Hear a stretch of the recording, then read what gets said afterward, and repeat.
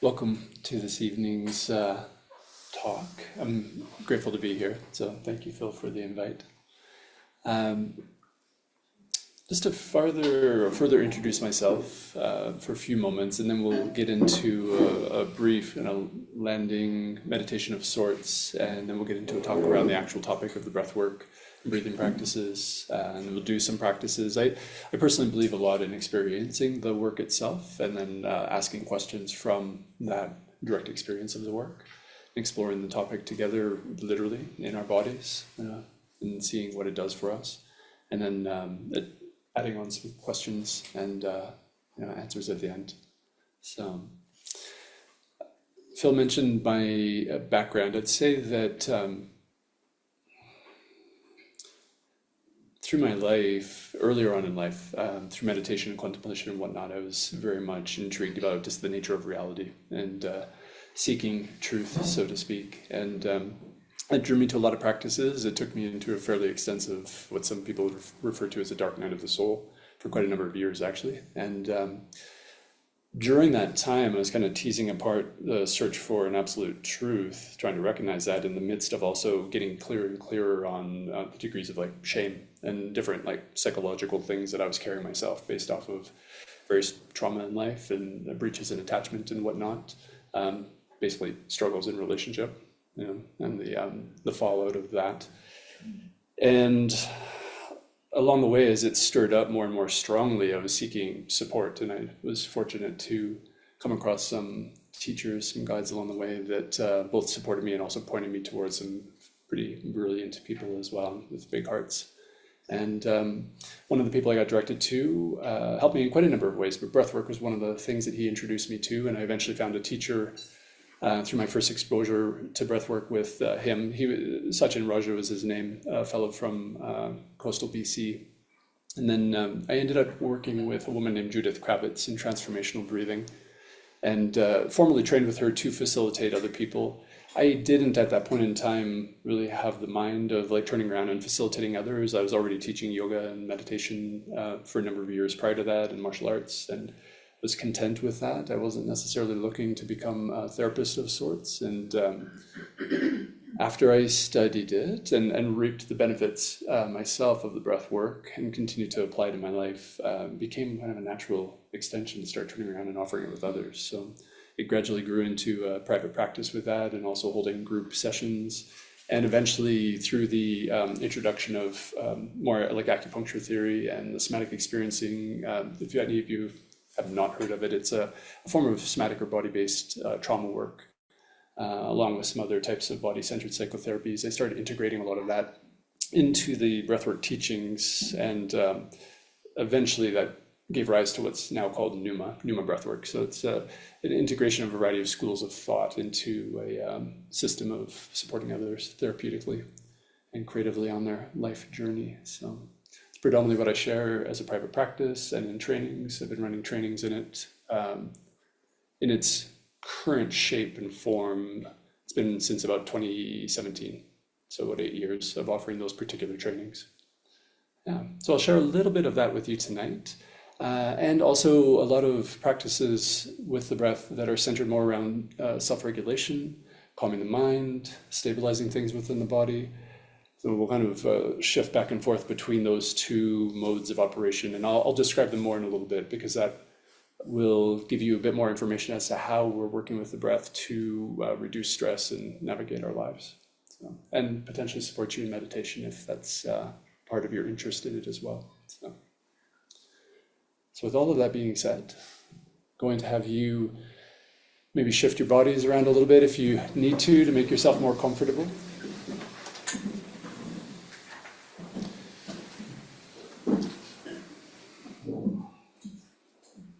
You might cast your eyes down towards the floor. You might even close your eyes. Your choice.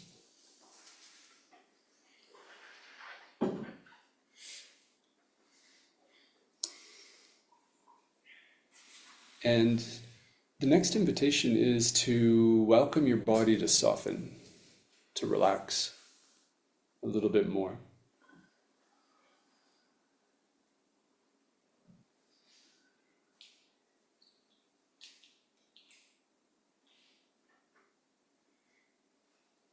And as you do so, I often find that one fruitful starting point is the simple recognition that even though we invite our bodies to soften or relax, there might be a volitional, intent that way. There is probably only a certain amount of your body that will respond to that in the direction that you intended. And in the midst of maybe a partial relaxation, there'll be a whole array of other phenomena, other bodily experiences and mental experiences that you have.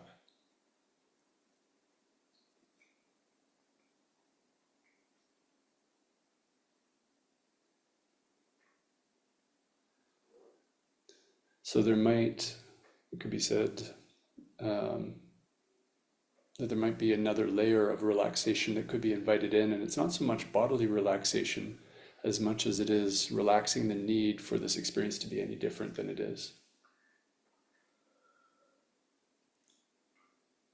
That we can have a direction in this moment of inviting in relaxation, and we can relax into whatever actually shows up.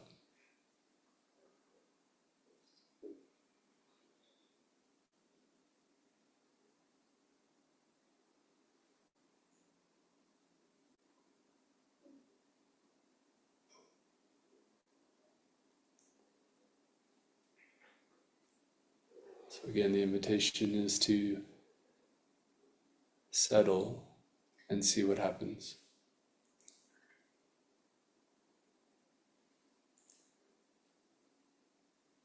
Inviting your feet to soften and the whole length of your legs.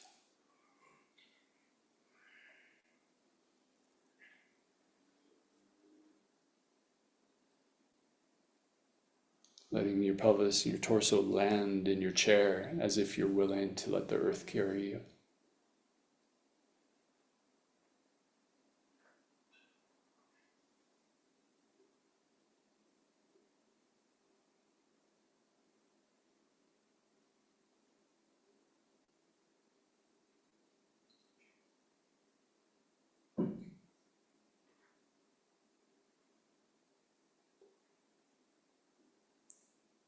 Lower back and belly softening a bit more if it's there for you,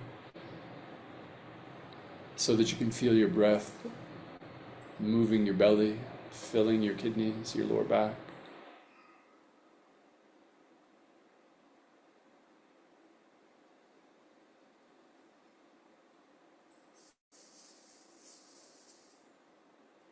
Each exhalation a chance to soften just a little bit more.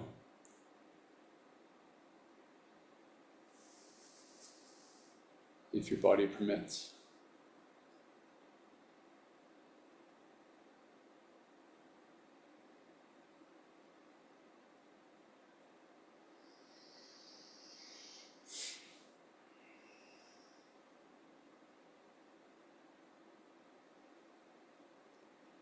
Relaxing around your mid and upper back, all around your chest.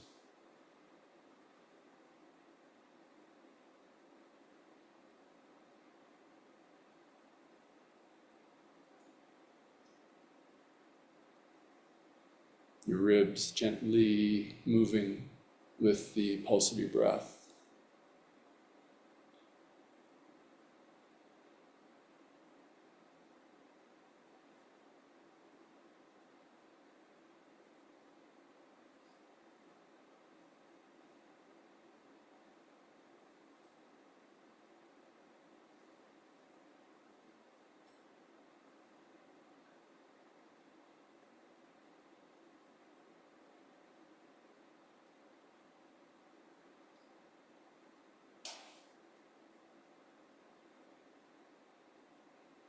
Softening across your shoulders and down your arms, your hands.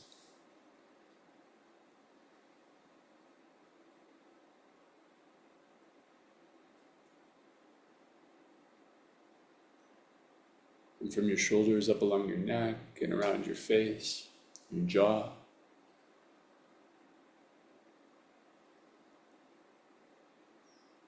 Your tongue and your mouth.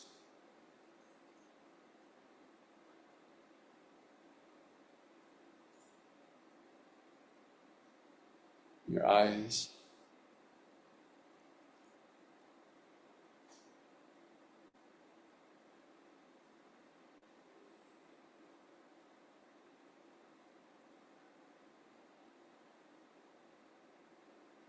Even your inner ears, as if the inner ears became open space that the sounds could drift through.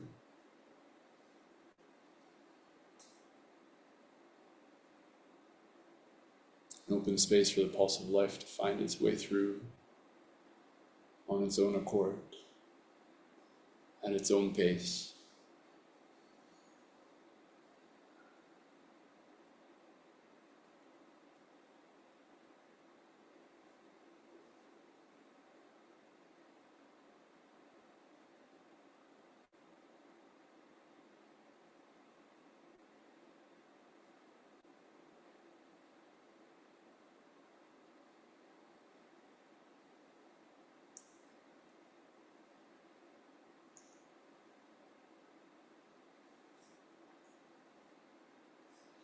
The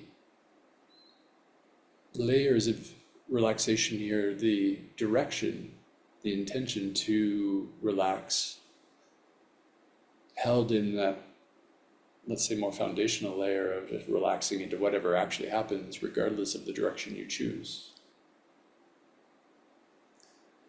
It becomes a foundation for the work that I offer, because I would say that one of the primary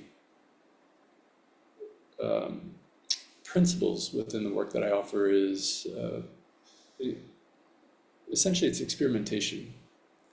It's the cultivating the capacity to recognize what's transpiring, what's happening, try something out, and then curiously collect the information, notice what's happened from that. So it's like, even though we choose a direction, we try certain things, we're maybe setting aside as best we can the idea that it should get us someplace that's right, or that that there's a correct response. Rather, we see if we can get curious. We choose something, we try it out, and then what happens? And within that, it's my belief, at least, that may be proven wrong someday, but it's my belief that supports our learning, our growth as humans, as we open into new possibilities and learn about ourselves and life and our relationships in ways that we're not able to grow if we hold fast to our belief that something's right or wrong, whatever that is. So with that being said, testing out your power of your breath here with a particular practice, and it's going to be inhaling through your nose, filling yourself up with breath, so fairly full inhale. And then at the top of the inhale, take another little breath as if you could top yourself off with a bit more breath, and then opening your mouth and sighing the exhale out. And we'll do that 4 more times. Deep inhale, top it off with a little bit more, and then the mouth opens, and sighing it out. 3 more times. The sigh, let it be audible if you're open to it, and allowing your whole body to get into it. 2 more times.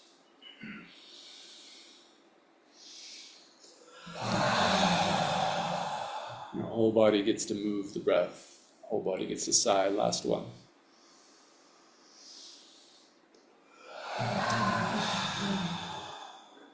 Okay. And then pausing for a few moments to notice what that did for you, how it changed maybe some of the sensations in your body, the felt sense of your body, or the energy of your emotions, or any other energy in your body. The state of your mind.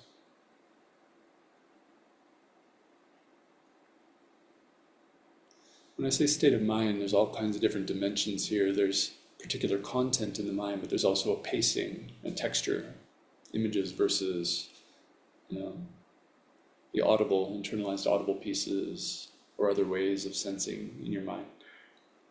There's a volume to it. It's noticing what's changed.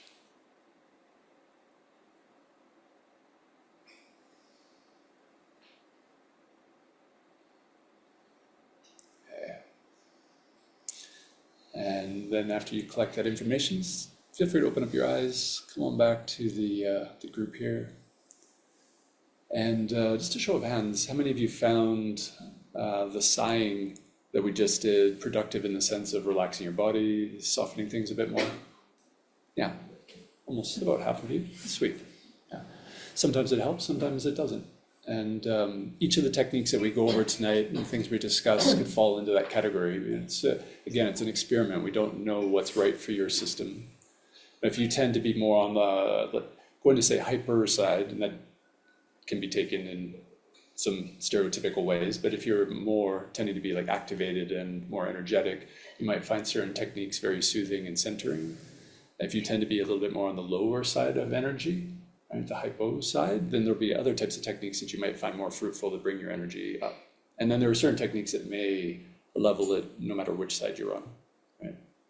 So it'll be a bit of a personal experiment, and what works for you might not work for somebody else in the room, which I always find important to recognize. So, yeah. So we're here talking about breath in the sense of, again, like potentially as a preparation and support to meditation practice, but I think if you're human like the rest of us, one of the big things that we're navigating in life is this stress and the throes of life, right? The tumult of life. And breath ends up being a really important or beautiful tool in that territory for many of us, or it can be. I would say, though, that aside from breath, what we're essentially doing, I've spent a lot of time over the years with body-based practices and energy-based practices, and I'd say what we're doing, though, isn't specifically about breath. We're accessing those aspects of our experience that are potentially autonomous or automatic, but also have the capacity to be volitional, where we can actually choose to activate it in one way or another. Breath happens to be one of them. We're breathing, whether we like it or not, the breath is going to keep coming. And we can actually choose to take a breath. Right? We can choose to breathe in particular rhythms or paces and whatnot, in particular ways. But that holds true with like muscular tension. Right? If we start to get stressed or start to feel scared, want to fight or run away, want to freeze and hold still, the muscles will brace or hold tension or activate to generate power to do something. And we have the capacity to do that on purpose, right? It's not just an autonomic response. Same thing with your orienting with your eyes, which ends up being used a lot within somatic psychotherapies, especially trauma work, where we're specifically noticing how the eyes will orient towards a danger or towards an exit to get away from something. They might show the dissociation that's happening if you're leaving your body or some aspect of your experience. And they're also the way that we can start to consciously move our attention to check out certain parts of the environment and be very conscious or clear about what we're attending to. Right? And not just through the eyes, but you also have that capacity through the ears. You have that capacity essentially through a general sense of knowing as well. Right? So, and there are other aspects or other ways that we can do that in addition to those faculties. But in these practices, we're essentially locating those points of interface between what's spontaneously or reactively arising in our system, how we're autonomically or automatically responding, and also, again, that at that threshold, that interface, we're also able to volitionally activate those responses and draw them in particular directions to affect change. For me, I'd say one of the reasons why that ends up being important is those thresholds or those interface points are the things that are responding to our stress responses. They are the places that we're locking down, getting into habits or patterns. Our breath is either being held or charged up in response to a fight or a flight or a freeze type response, right? Or stresses in our life. So when we catch ourselves and we actually navigate things by adjusting our breath, we can actually foster a different type of physiological response in our system to whatever it is that we're facing. Right? And that can be done quite consciously and deliberately to calm the system. And when we calm the system, we tend to find that we have more neocortical functioning with our brains, which essentially equates to more flexible thinking, more creative thinking, right? More capacity for directing our attention and socially engaging, right? More capacity to calm or regulate our system. So, yeah. In a nutshell, breathing is good for you. Narrowing it right down. So, and it can be something that's actually kind of out of control, where we lose ourselves in it. You know, it starts to get bound up in some way, in a stress response or a fear response. So let's see what we can do with it tonight. This is our focus. When we're looking at adjusting the breathing, we could adjust the breathing in such a way that's fostering a sense of self-regulation. We can consider it a resource in that sense. It's something we can call in to calm our bodies and our minds, or to generate energy, right? It can calm us down, it can stimulate us. Either way, we're kind of looking at how does it bring us back into an optimal level of functioning. And at the same time, there's a plethora of different breathing techniques that can do that in one way or another. And then there is another section of breathing, or another type of breathing, that actually serves, I'm going to say more directly on the therapeutic ends of things. And if you're open to, we'll explore a little bit of that tonight, just to stir the pot and see what happens in a small way. But this other type of breathing, which the Pneuma breathwork is really centered around, is a way to breathe that actually activates on purpose a bit of a sympathetic response in the system. It stirs the energy. And in essence, when you do that, our memories in our system, they have, as far as memory theory is concerned, various anchors, various things that kind of pin them down in our memory. You know, it's like time and place tend to be really significant as far as how we remember things, but also emotional intensity, felt sense. Right? You could equate it to a sense of personal significance. So things like angers and other strong stresses and whatnot get tagged with a specific type of like emotional information for that memory, and makes it more significant, more memorable, right? And an interesting thing is when we start to feel angry, let's say, have any of you experienced this, where you start to feel a bit angry and then it's really easy to remember the other time somebody pissed you off? So it just becomes almost like an open door to the other times I'm feeling sad, and all of a sudden it's an open door to other memories of similar feelings, similar things. So I say that because when we start breathing in this more circular and dynamic way with the Pneuma breath work or other types of conscious connected breath work, we're essentially activating a stress response on purpose in the system, so that we're more prone to fishing out the memories that are stored with those degrees of stress.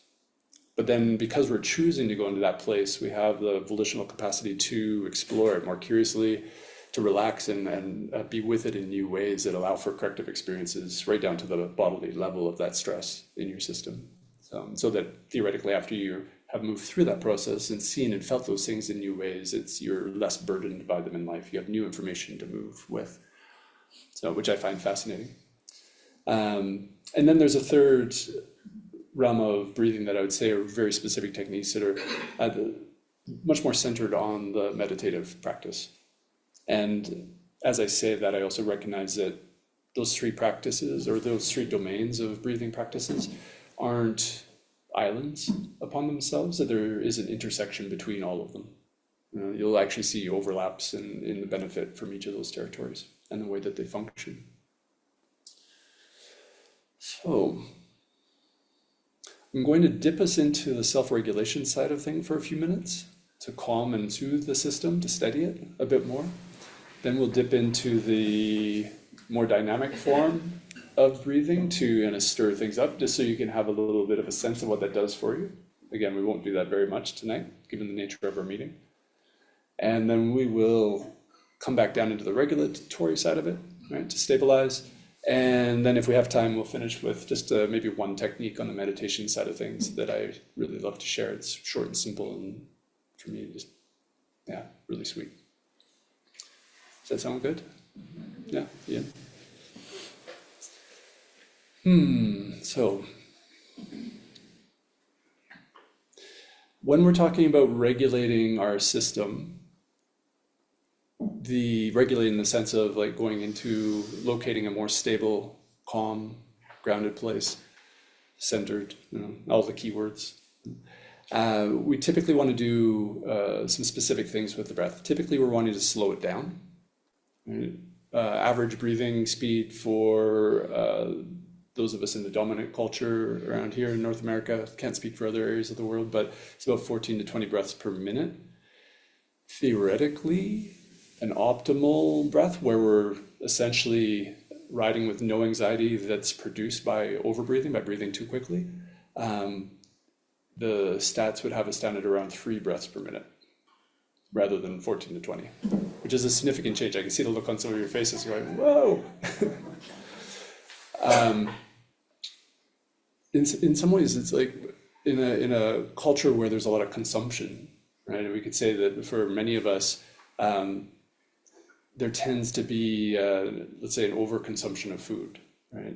We tend to eat more than we actually need, right? And we'll go to a restaurant and we're served more than we actually need. We just get more, right? Our breath is actually the same thing. We're taking in more than we actually need. And the interesting thing is when we take in too much breath, too regularly, too fast, too deeply, and whatnot, the carbon dioxide levels will drop. And that's an interesting thing because when we do it very constructively on purpose, dropping the carbon dioxide levels, it actually shifts us into non-ordinary states of consciousness, and we can actually use it as a medicine, as a tool. But when it's done as a daily breathing habit, where maybe you're breathing too much through your open mouth, particularly when you're sleeping, or you're just breathing in too deeply, too frequently, carbon dioxide drops, and there's a distinct correlation between that and anxiety levels. And there's actually the nervous system is split in a couple different ways here because there is an anxiety that can come from stress and emotional responses in the system, but there is a form of anxiety that can come strictly from breathing. Right? So if you're over breathing, you may find that you have a generalized anxiety that you're living with that kind of no matter what you do on the psychological processing side of things, it's going to persist until your breathing changes.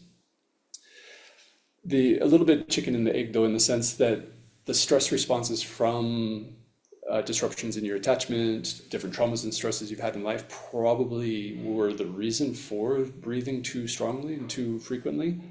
But the problem is your body got used to it and didn't find its way back out.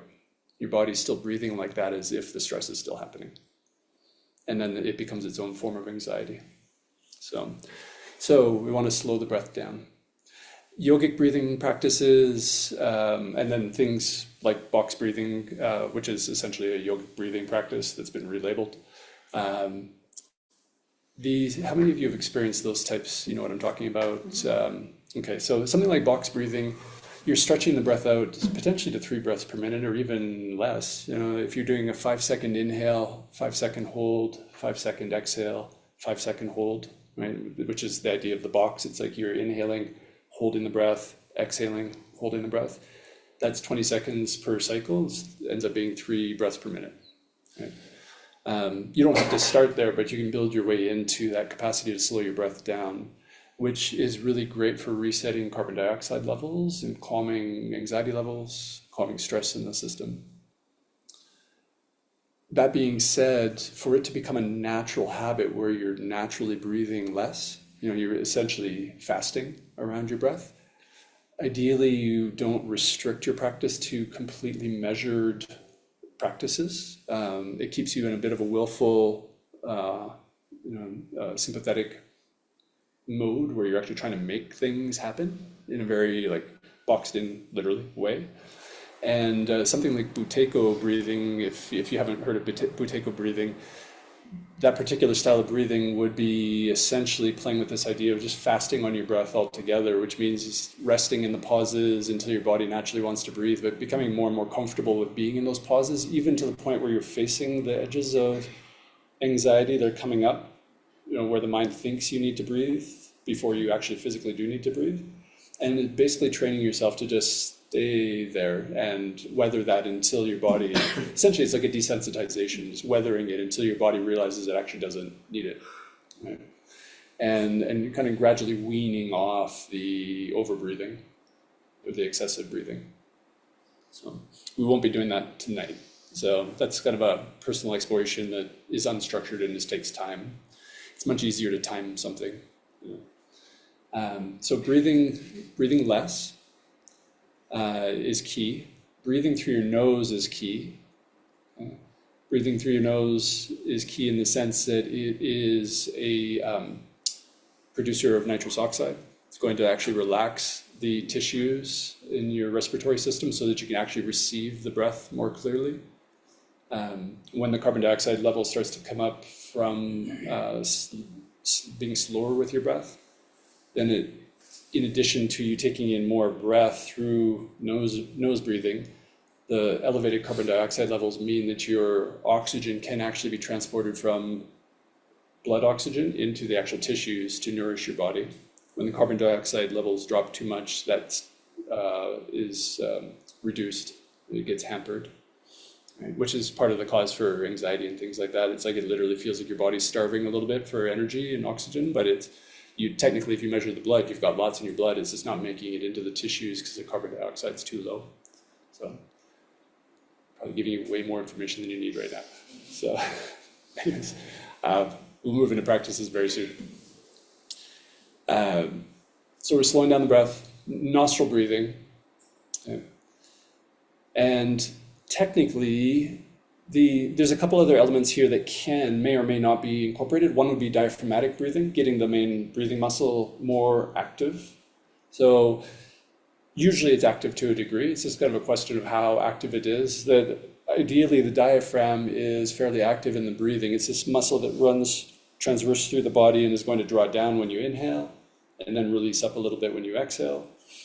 It has a direct line or direct connection to the vagus nerve, which is the primary or really the only, but like the primary nerve of your parasympathetic nervous system. So if we're talking about that part of our nervous system that's responsible for putting on the brakes and for resting and digesting things, right, that's the vagus nerve, and it is actually being tonified or activated by breathing with your diaphragm.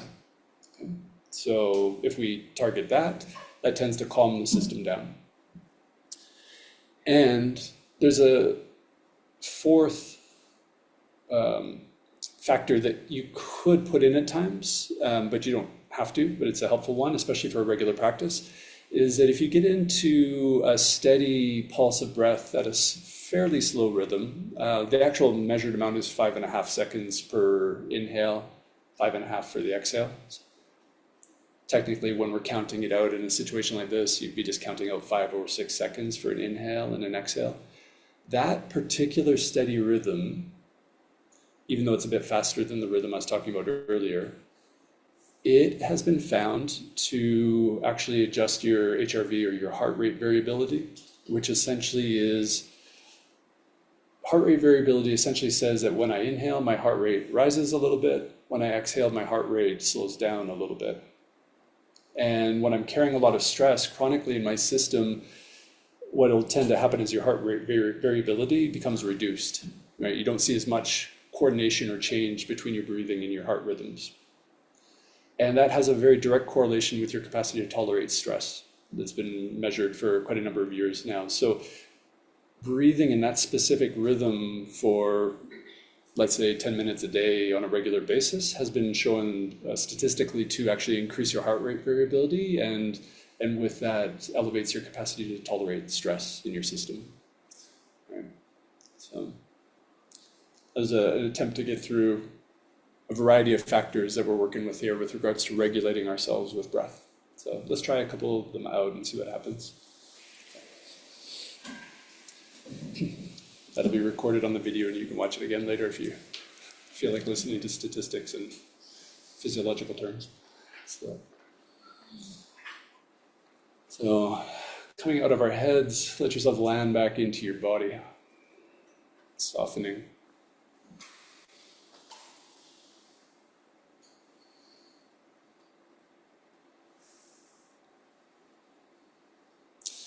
And I'm going to start with the diaphragmatic breath. It's a very simple one. Many of you have probably experimented with it or practiced it.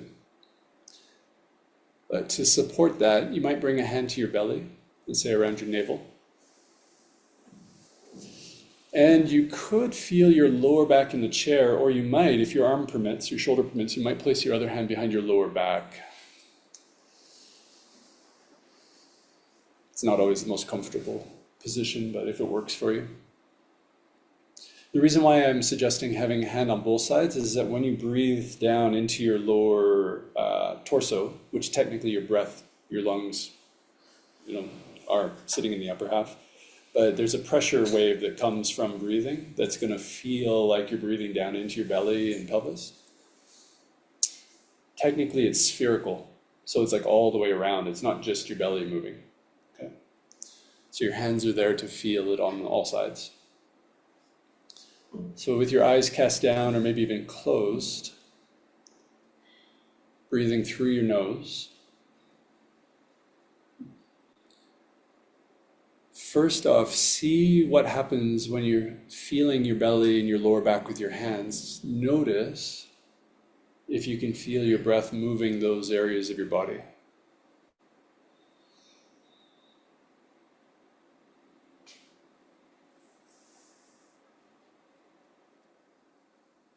Notice if your belly or your lower back shift or change with your breath.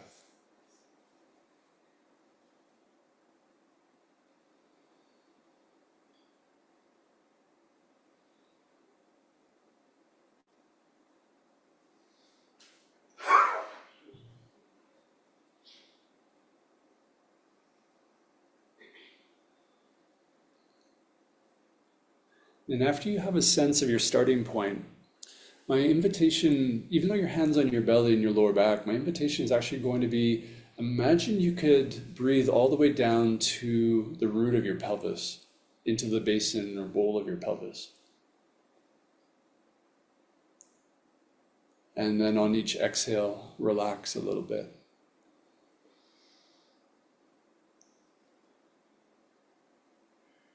Each inhalation, you're imagining that your breath is flowing so far down in your body that it's reaching the basin of your pelvis. And relaxing on the exhalations.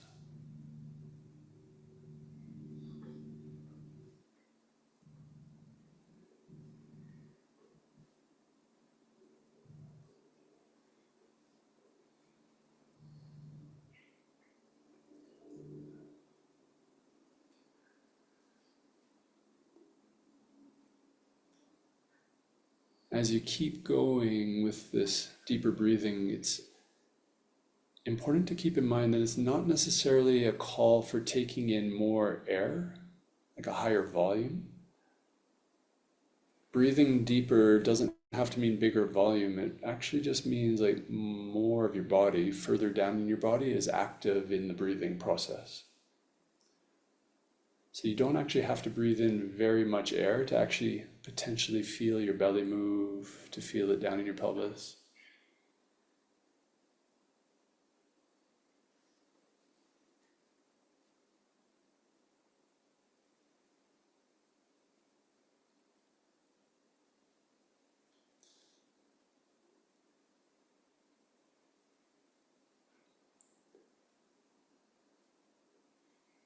We'll take a handful of breaths from here, just a few more times.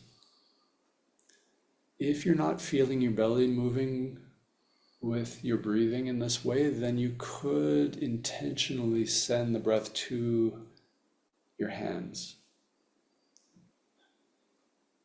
feeling as if you could fill the belly and lower back out with breath.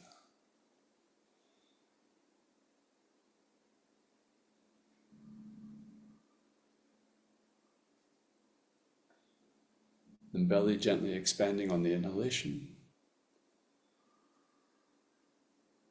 and the belly relaxing on the exhalation.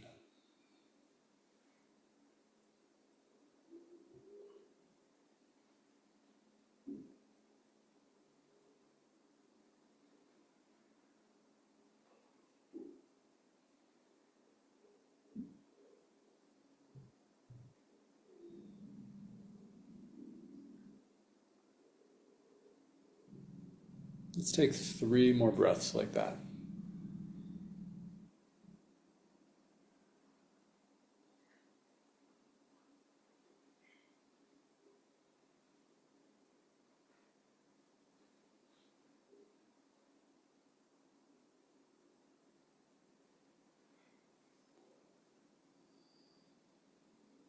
After the third one, relax your hands back to your thighs, your lap. Notice for a moment, and we only did that for a couple minutes, notice if that created any kind of shift or change in your system, different sensations, feelings, shift in emotional energy.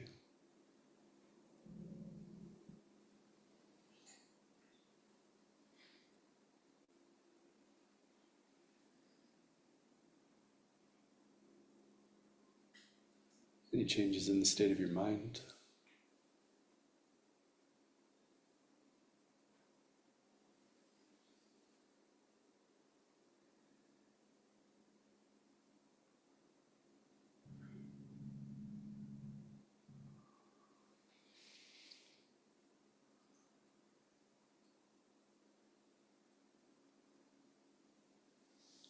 And then let's shift into a steady breathing pattern for a couple minutes. So through the nose, notice what happens when you breathe in for, let's say, 5 seconds and exhale for 5 seconds. I'll count it out. My seconds will be very approximate, so bear with me. So exhale fully to empty out. And then inhale, 2, 3, 4, 5. Exhale, 2, 3, 4, 5. Inhale, 2, 3, 4, 5.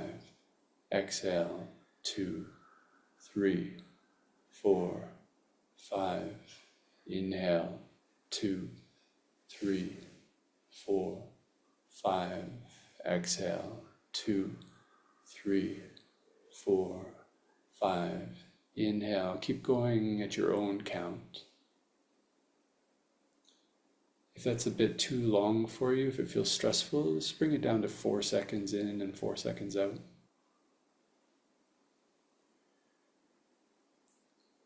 And if you have room to breathe even a little bit longer, you might do 6 seconds in and 6 seconds out.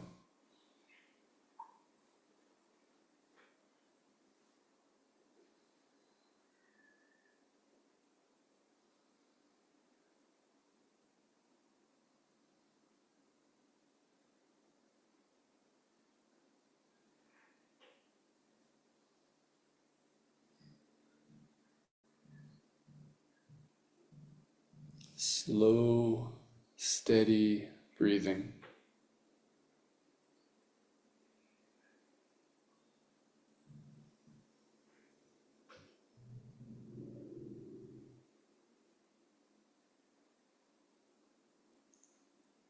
As you keep finding your own pace, your own rhythm,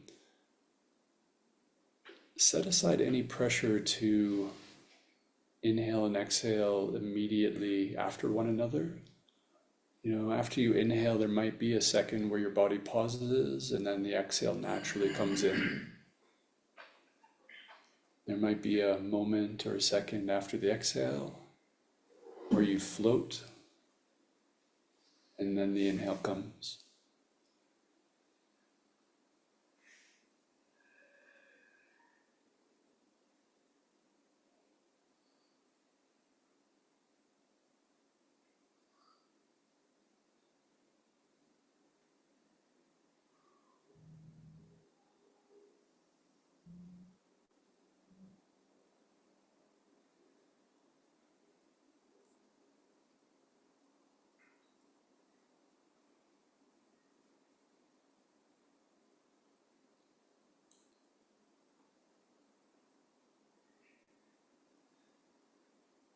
Inhaling and exhaling through the nose. Seeing if you can make the breath or invite the breath to be really steady, really smooth from beginning to end.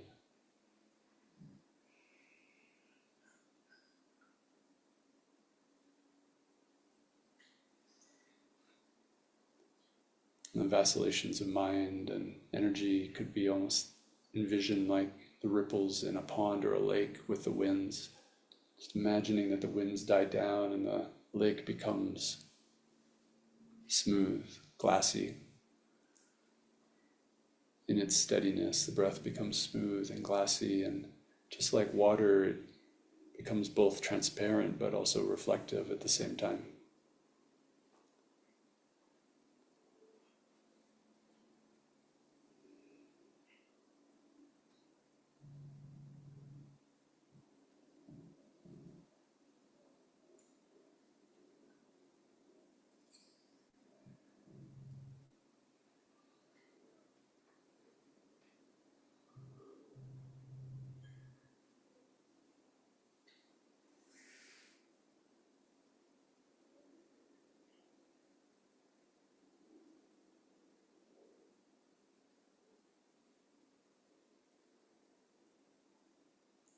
Take 5 more breaths like this.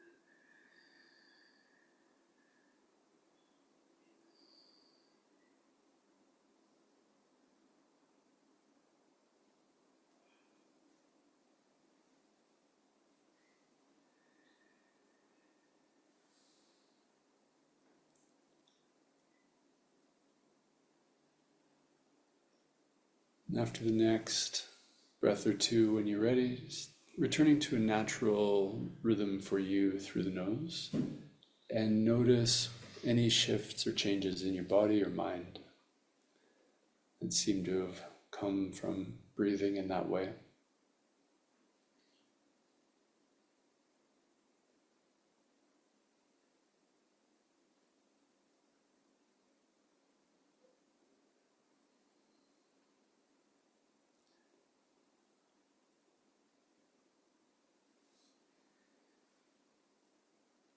Taking in the data so that you can learn from your own personal experience. Now, that was a very steady, even rhythm. Technically, again, breathing slowly can typically calm the system or slow things down. Breathing faster can stir things up or activate energy. At the same time, inhales are more linked to a sympathetic response in the system. They are more the doing phase in our breath or our breathing cycle. And we're stimulating things by taking breath in, and then we're moving into more parasympathetic when we're exhaling, releasing and slowing down. So technically on every cycle of breath, you're going through a little mini sympathetic charge and parasympathetic charge, activating and deactivating, activating and deactivating. So if you're feeling really kind of on the low side or the hypo side, you might breathe a little bit more strongly on the inhale or a bit longer on the inhale than the exhale to actually build energy up for a few moments. Or conversely, if you were feeling a bit more energized or triggered and kind of stimulated in some way, too much energy in the system, you could slow the exhale down to steer more towards a parasympathetic response, right? Putting the brakes on more. So the inhales and exhales don't have to always be done for an even length of time. They could alter or vary depending on how you want to steer your system.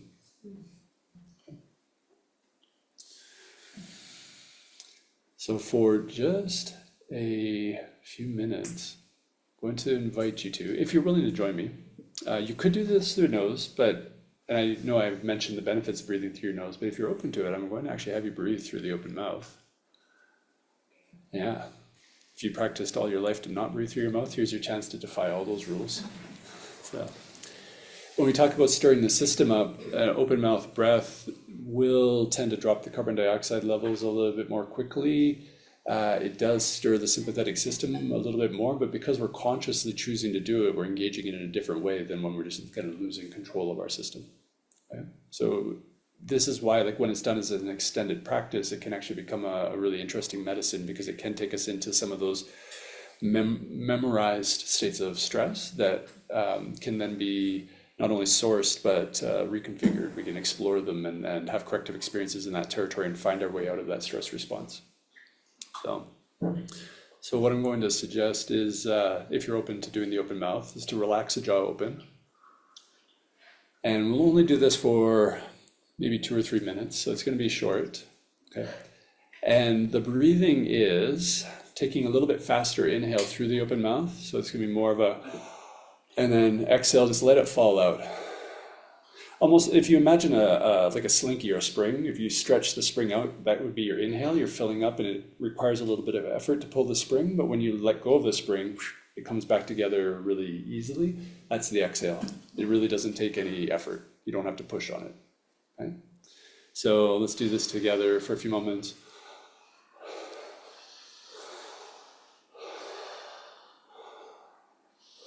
So vibrant inhale, surrendered exhale, and we're actually taking the pauses out so there's no hesitation.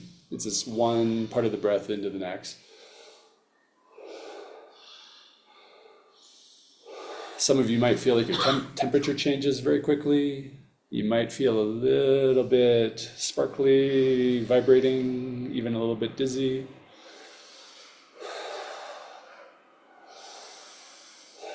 Again, we're only going to do a few breaths of this, and if you ever need to stop in the midst of it, please do so. It's your practice. You're under your control. And if you can tolerate it, see if you can go a little bit longer.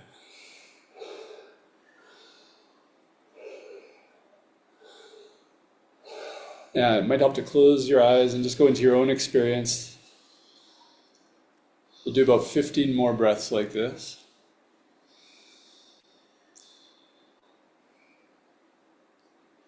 Your mind and your body will change a bit from this, usually pretty quickly, and it's totally normal. Your body might even shake a little bit or tremble.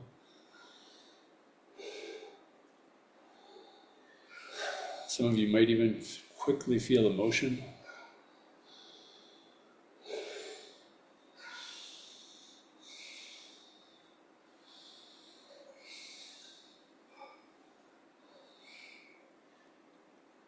Let's do 5 more breaths like this.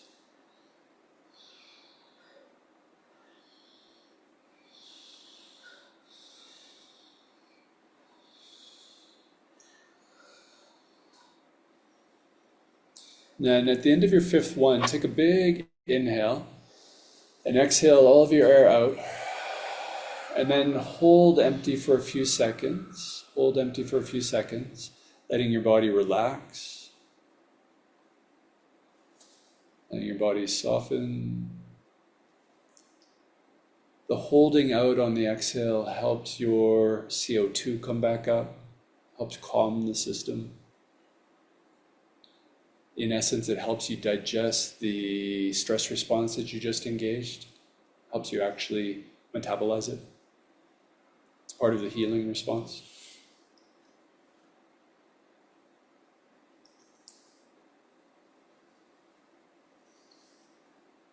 If you haven't done so already, take a gentle inhale and open your mouth and sigh on the exhale. And then inhale through your nose as if you could fill your breath up with your body up with breath, that is. And then hold full for a few moments.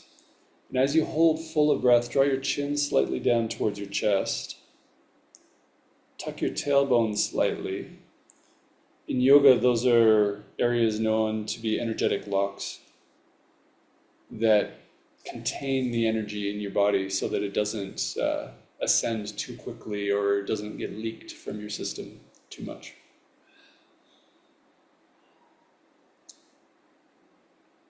Holding full just for another moment or two. And then another sigh on your exhale. And then take a deep breath in, and if you're open to it, let's make an ah sound, nice and long, stretched out ah. Ah. Keep toning just for a few more moments. Making sound is actually another way to work with breath that actually helps stabilize the system. It tends to generate calmer feelings in the system. Help spread the energy through your body.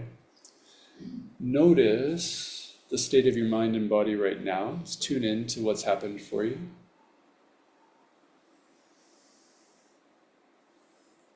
From that faster breathing, some of you might actually feel a little bit clearer, right? You see some knots, more spacious or even more relaxed from doing it for a little bit. Some of you might feel stirred up and like, oh God, that actually brought up a little bit of anxiety or stuff that didn't feel so good, which can totally happen too.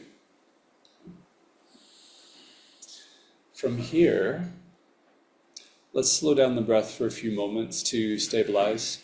So through the nose again. Let's inhale for 4 seconds and exhale for either 6 or 8 seconds, depending on this aid, depending on the lung capacity that you have right now. So inhale for 4, and then exhale for 6 seconds or even 8 seconds. So you're slowing it down, putting on the brakes. When you're ready to inhale again, a 4-second inhale and a 6 or 8-second exhale.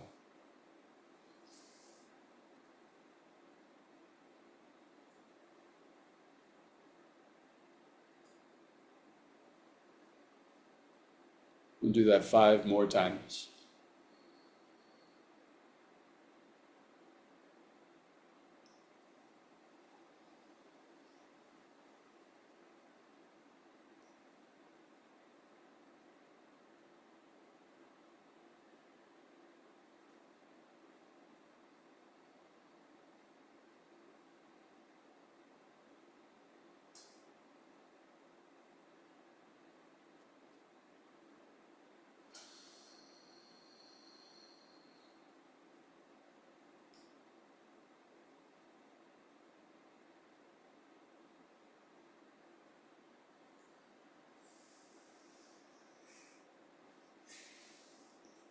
Couple more rounds of that slower breath.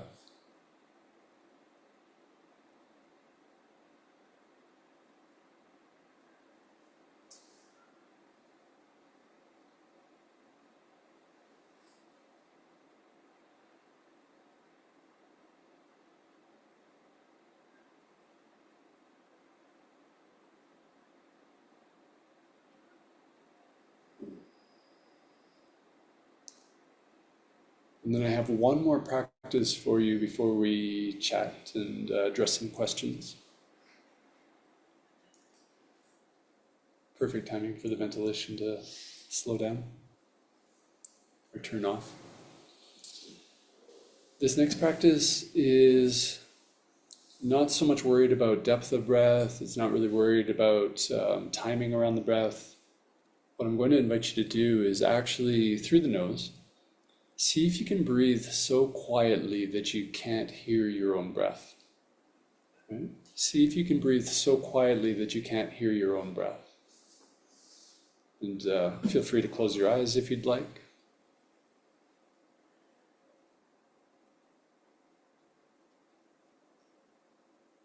It might take your body a few moments to acclimate to that, because it will feel typically like you're breathing a lot less than you normally do.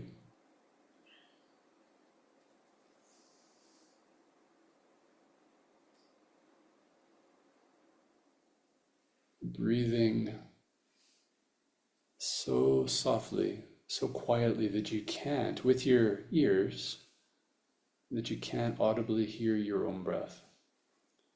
I recognize that some of you might have maybe some forms of synesthesia, or other ways of hearing, which even like an audibly silent breath, you might still be able to pick it up in some kind of way. For now, it's listening with your ears, trying to hear your silent breath.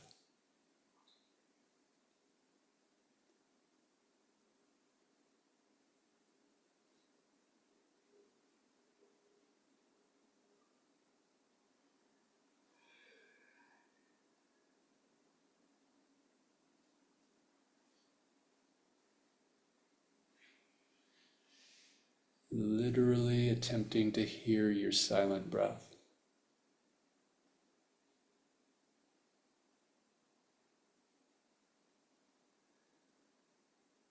and seeing what happens when you listen to that which cannot be heard. See what happens when you listen to that which cannot be heard.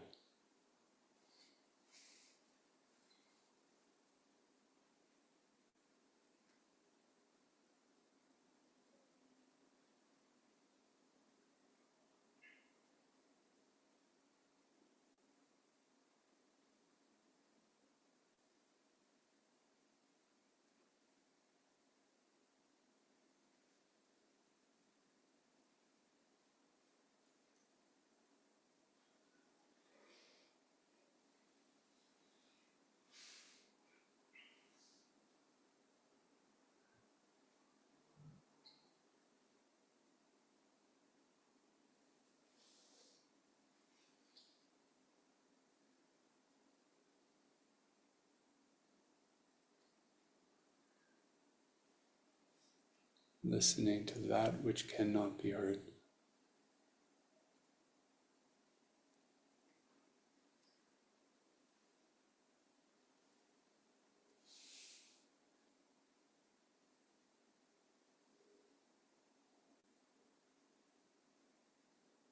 Noticing how that affects the state of your mind and your body.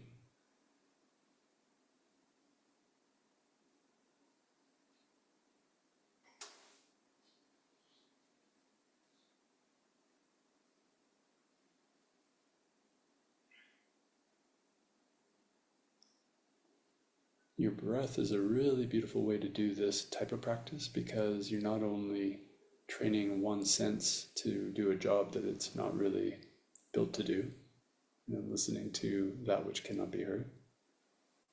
So it has an interesting effect sometimes on the system. And also breathing this subtly will tend to calm and stabilize the system in general.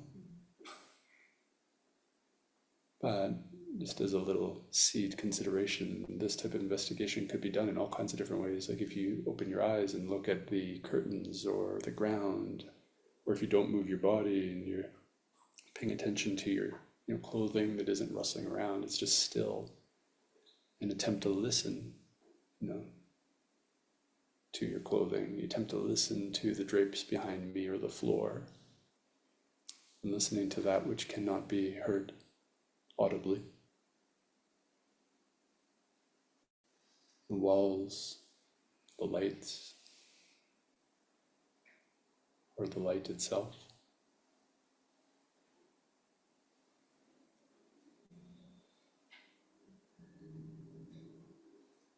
I love tumbling through this territory because if you look and feel around and you notice all the things you can't actually hear, all of a sudden the silence becomes the thunder in the room, and this voice and the other sounds trickle through as little experiences. They come and go.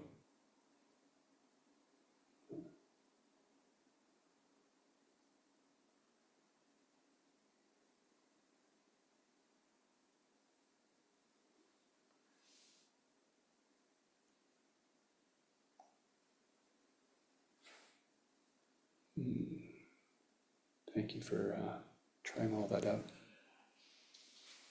I went a little bit long with the practices, but we've got about 20 minutes, and I'd love to hear from you with regards to how any of those practices affected you. I'd love to receive any questions you might have. Yeah. Is there a particular way that you'd like them to do it so that this picks up the question? If you could repeat the question or the reflection, that would be helpful. Skill testing for me. Okay. Yeah, you can do it. Okay. Yes. When I've been extremely stressed, I have tried to do this breathing in order to calm myself. And then when I've been extremely stressed, I find I can't do it. Right. So I want to do it. I know it will calm me, but it's like, I can't. I can do it today with you. Right. So what is your suggestion? So the question is to repeat it for the recordings. It's when when in the past I've been very, very stressed and I've tried to do the breathing that I know will calm me, like by lengthening the exhale, it doesn't happen.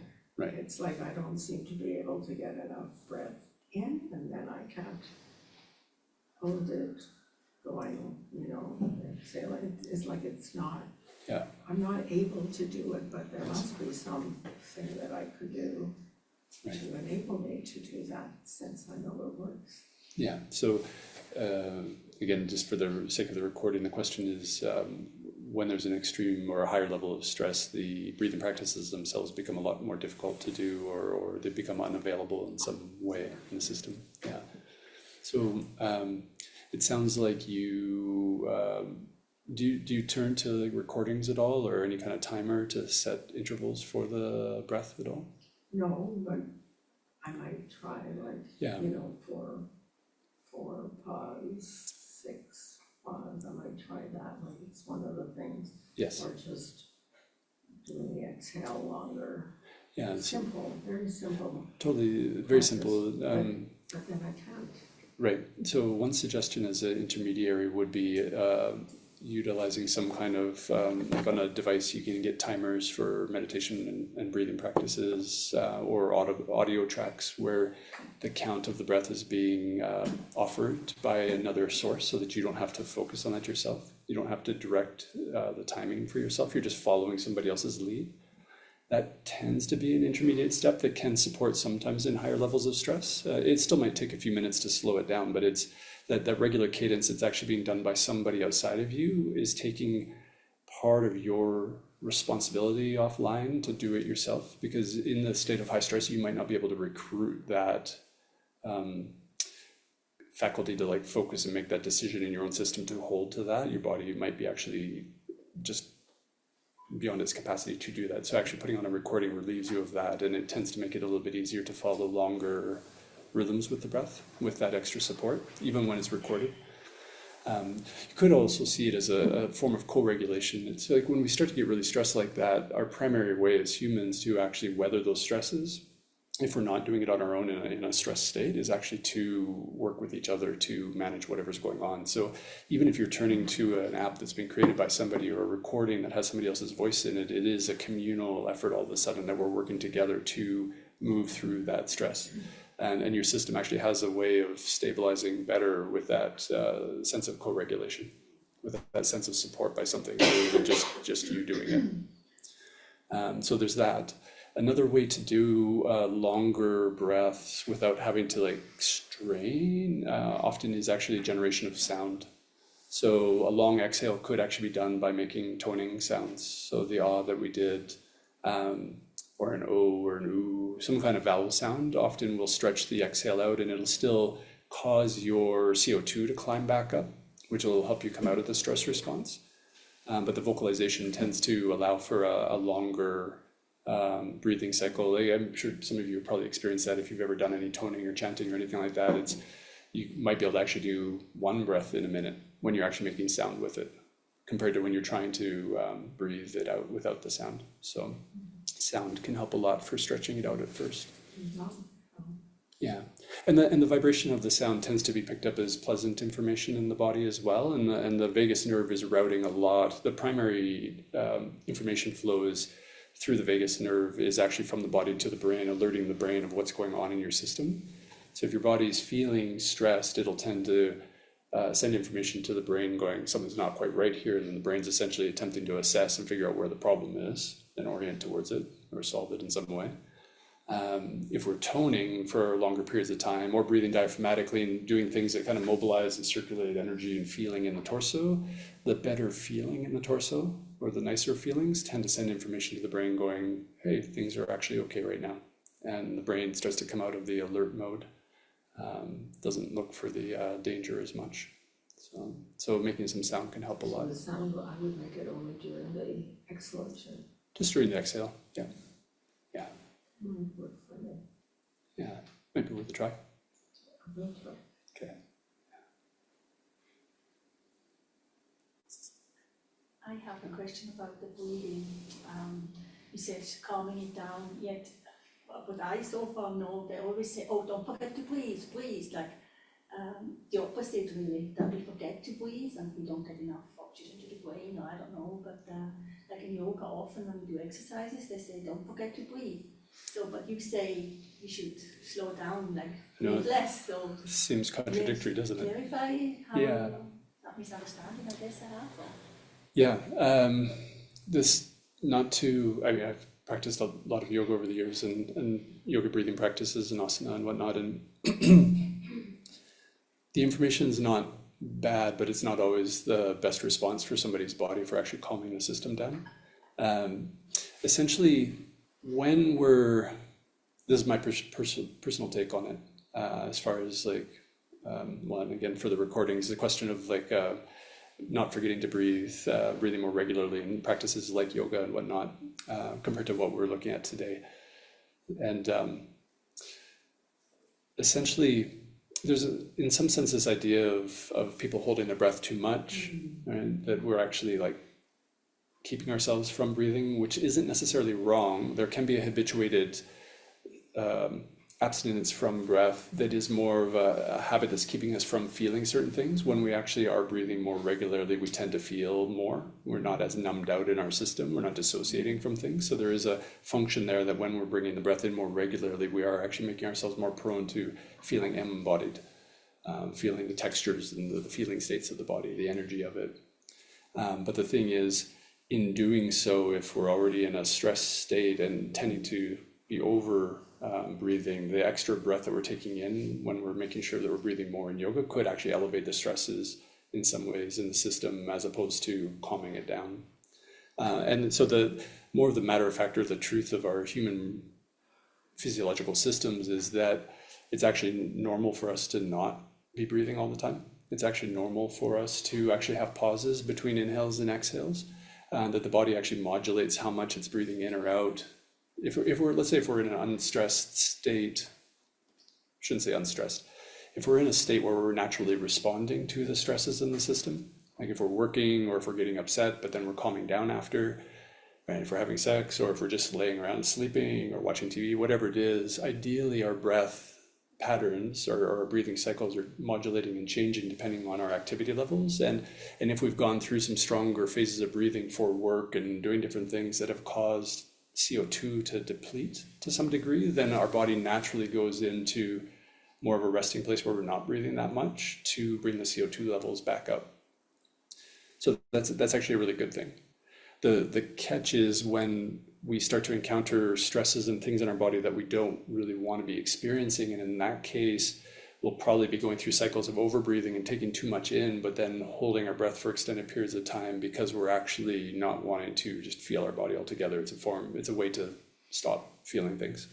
So coming into an embodiment practice like yoga, there will be typically a cultivation of energy and a tendency to want to land and feel the body, and the invitation will be to breathe more, to stay with it and be really mindful of what's happening.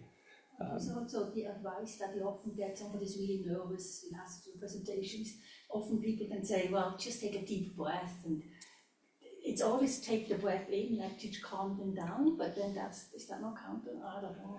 It's changed So that's not the right advice, right? If somebody's stressed out and nervous, you don't say, well, just take a deep breath, right? It's not necessarily the right advice for everybody, because some of you might, and correct me if I'm wrong here, but some of you might have found that when you held your breath, that really calmed things down. Right? So a few nods, yeah. Especially after the exhalations. Yeah, the moment of pause is very relaxing. Very relaxing, And I yeah. can extend it as much as I can. Yeah. So the actual holding or cessation of breathing has actually been shown to be incredibly restorative for the body and relaxing. It takes a lot of anxiety out of the system and whatnot. So it can work both ways. Earlier in the practice today, I had you breathe in 5 times actually, really, really deeply, even topping it up and then doing the sigh afterwards. Like that would be landing in that realm of like, let's take a deep breath and slow down. Which can sometimes be really helpful, and then sometimes the exact opposite, just not breathing at all, is like the best medicine. So it's not harmful if you forget to breathe. Like often I think I forget to breathe and I say, oh, I have to breathe, and, you know. So that's not harmful, that's actually good then. It's not harmful. Oh, that's Yeah. good. Yeah, feel free to forget to Thank breathe. you. I say that in jest because essentially when I'm working with people therapeutically, what I'm watching for is, are they not breathing in a habituated way or a more of a natural way? Because again, like there might be pauses here and there where it's subsiding just for brief moments of time because your body's actually naturally resetting, no problem at all. But if I'm working with somebody and we're going through these different breathing practices and there's this constant pull to go there and to stop, then that's a curiosity. That's more of like a patterned, habituated way that they might be actually, not usually consciously, but like avoiding particular feelings, particular awarenesses within their body or mind. And then bringing the breathing back in can actually heighten the awareness once again so that we can actually do something about it. So, yeah.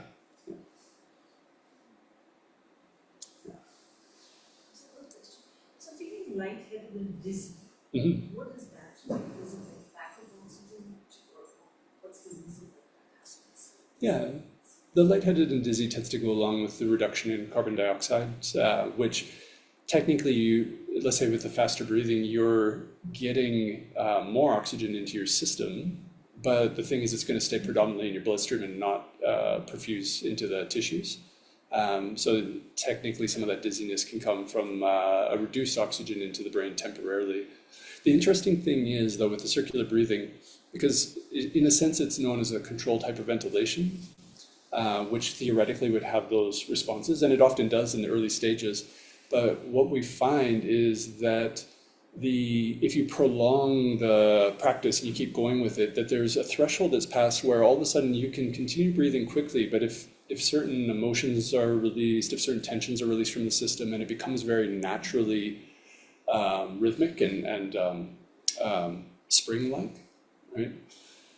What can happen is that you're actually still breathing through an open mouth at that more rapid rate, and the whole body can become completely relaxed, wide open feelings with no dizziness or anything, no over-breathing or hyperventilation type responses in effort, well, I should say, to the contrary, it can actually start to feel very like pleasurable, deeply embodied in a very healthy way, which would seem to run counter to breathing science and as far as what you'd expect to see there.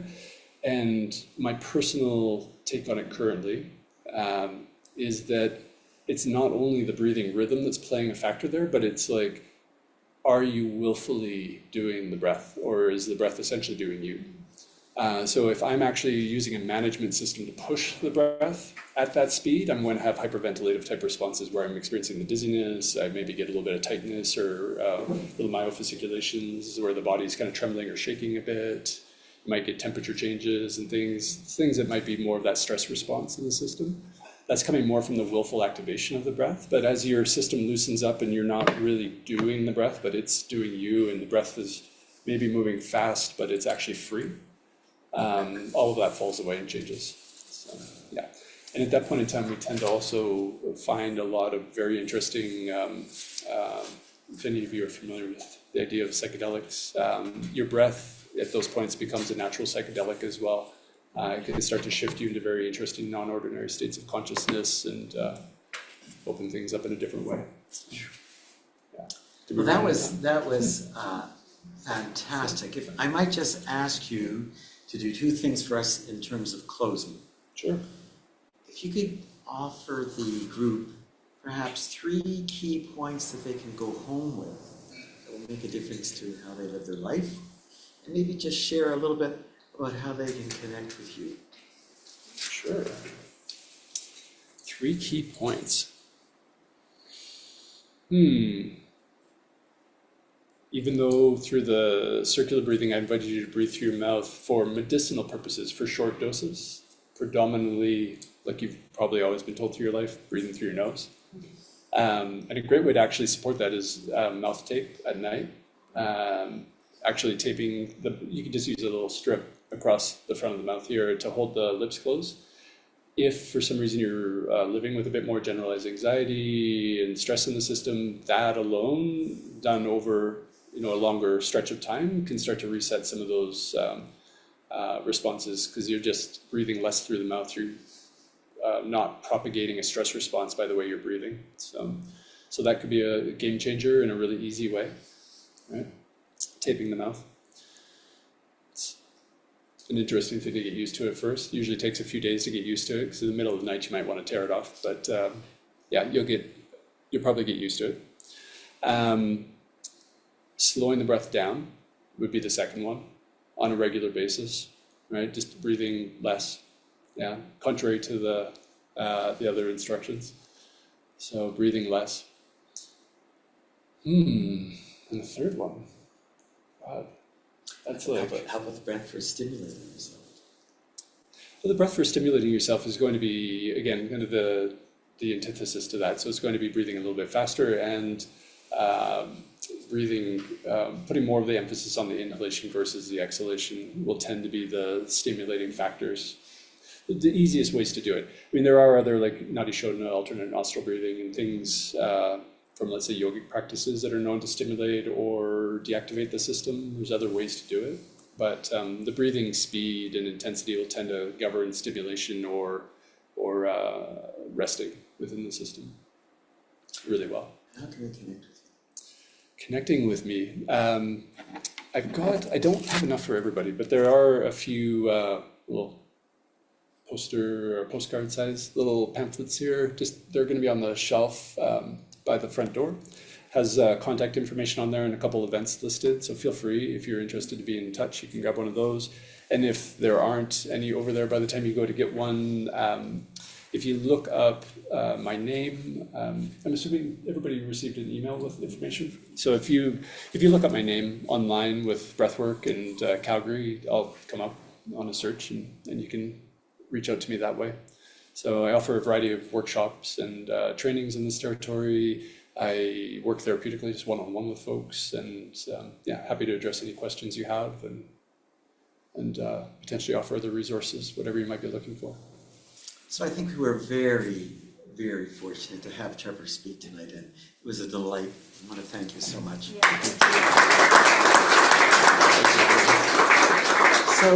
So don't leave. Just a few quick points. December the 4th, Rabbi Rick Klein, he's presented here before. Maybe some of you have heard him speak, and he's going to be talking about navigating grief. A journey through the 5 gates, looking at a framework developed by a fellow named Francis Weller. And this is going to be a wonderful insight into grief and how we deal with it. Number 2, this is an organization that is volunteer-based, but we do have expenses related to rental of the hall, tech support, license, website, Zoom, meetup. So if you think that this was of value for you, a donation of $10 or whatever you feel is something you can afford, either there is a basket in the back that you can put cash in, there's a QR code. We've become elevated here now. We actually have a QR code right there, or you can go to the website and donate online. So we look forward to seeing you again. It was great to have you come. We would ask you to do one last thing. Can you help organize it for us? If you could stack your chairs 8 high over there, then we can move them back into the room with that mover. So thank you all very much, and we look forward to seeing you again. Thank you. Thank you, everybody.